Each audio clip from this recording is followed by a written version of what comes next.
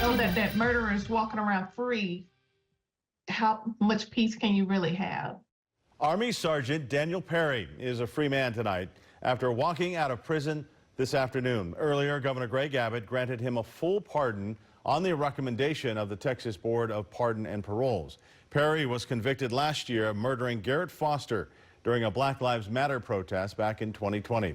CBS Austin's Abigail Velez joins us live now after speaking with a woman close to the Foster family. Abigail, how are they reacting? Well, they tell me that it feels like salt in their wound. They say that they were on the road to recovery, with Garrett's fiancée, Whitney Mitchell, even starting to live her life again. But this pardon brought them all the way back to square one. This court sentences you to a term of 25 years in the Texas Department of Criminal Justice. It's been just over a year since that day in court when former Army Sergeant Daniel Perry was sentenced following his conviction for the 2020 murder of Garrett Foster. Perry was stationed at Fort Cavazos, formerly Fort Hood, at the time of the murder and working as an Uber driver in Austin part-time. That's when he encountered Foster, who was taking part in a Black Lives Matter protest stemming from the murder of George Floyd. During the trial, Perry's attorneys argued he shot Foster in self-defense. Less than 24 hours after Perry's sentencing, Governor Greg Abbott announced he'd be pursuing a pardon for Perry. But this came after scrutiny from former Fox anchor Tucker Carlson. So that is Greg Abbott's position.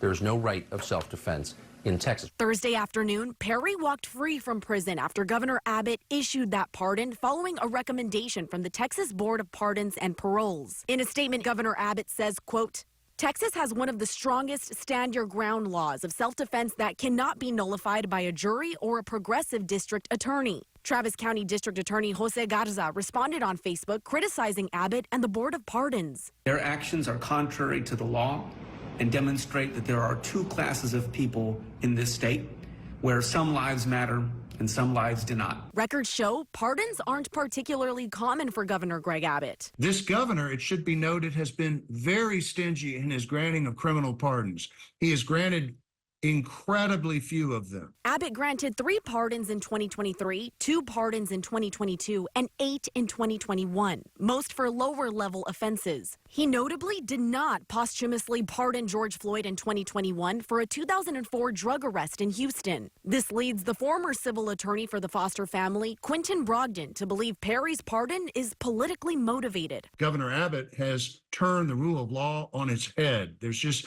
no other way to characterize what's happened here. Back in February of this year, CBS Austin spoke to Sheila Foster about her son's death, where she stood firm, saying Garrett's life was wrongfully taken. He never did anything wrong.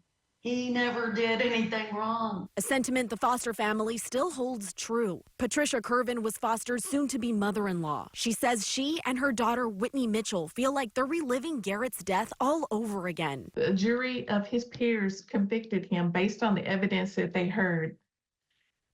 And the Board of Pardons saw that same evidence and chose to ignore it. The civil lawsuit against Perry was dropped because the family believed justice had been served with Perry's conviction. With that now rescinded, they're questioning the integrity of the legal system. The rule of law is only as good as it is enforced in each and every case. And if we make exceptions for political or other purposes, we say it's okay to subvert the rule of law. Why waste the jury's time? Why did we even go to court? Now, it's important to note that I reached out to Perry's family and his attorneys for comment today. Unfortunately, no one was available. State officials like Attorney General Ken Paxton and Lieutenant Governor Dan Patrick have both come out to praise the pardon, saying that justice has been served. Reporting live at the Texas Capitol, Abigail Velez, CBS Austin News.